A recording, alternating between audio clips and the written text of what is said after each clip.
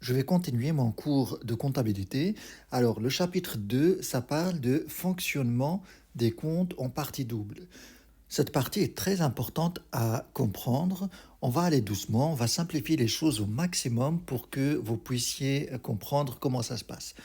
Alors, vous avez la présentation d'un compte en partie double. La présentation de chaque compte en comptabilité peut se faire sous forme d'un schéma en T avec deux parties. L'une représente les diminutions et l'autre les augmentations du compte en question. Alors, vous avez ici une illustration schématique. Par exemple, un compte actif, ça augmente au débit. Le débit, ça représente des augmentations. Et un compte passif, c'est l'inverse, ça augmente au crédit. Le débit d'un compte actif fait augmenter les avoirs. Le crédit d'un compte passif fait augmenter les dettes. Là, il y a un lien facile pour retenir cette notion. Les dettes s'augmentent au crédit et les avoirs s'augmentent au débit. On continue.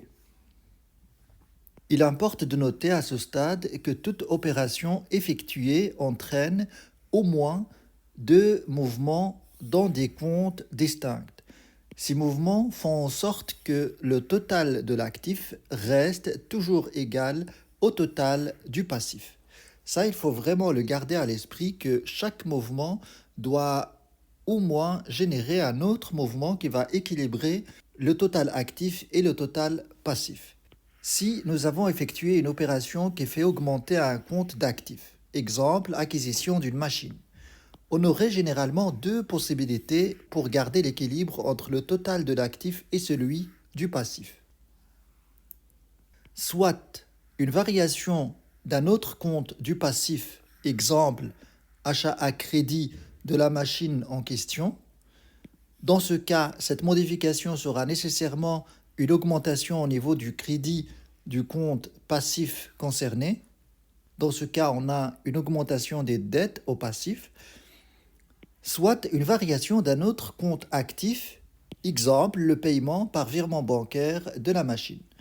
Dans ce cas, cette modification sera nécessairement une diminution du compte actif concerné.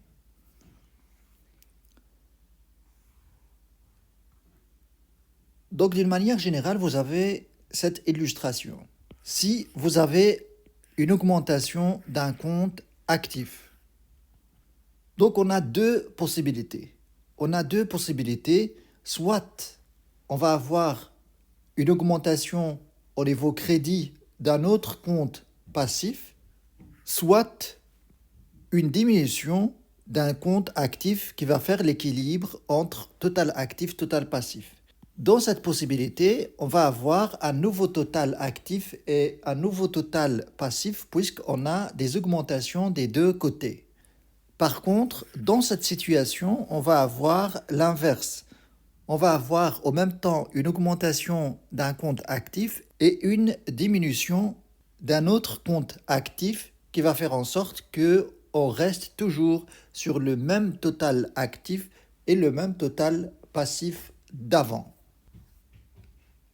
Si on a une opération qui fait varier un compte, il faut toujours penser à faire varier un autre compte au moins, de manière à ce que la variation en question maintienne l'équilibre entre le total passif et le total actif.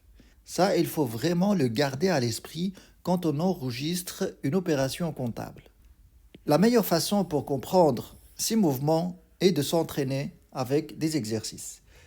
Eh bien, c'est ce qu'on va faire la prochaine fois. Merci d'avoir regardé ce cours et à très bientôt.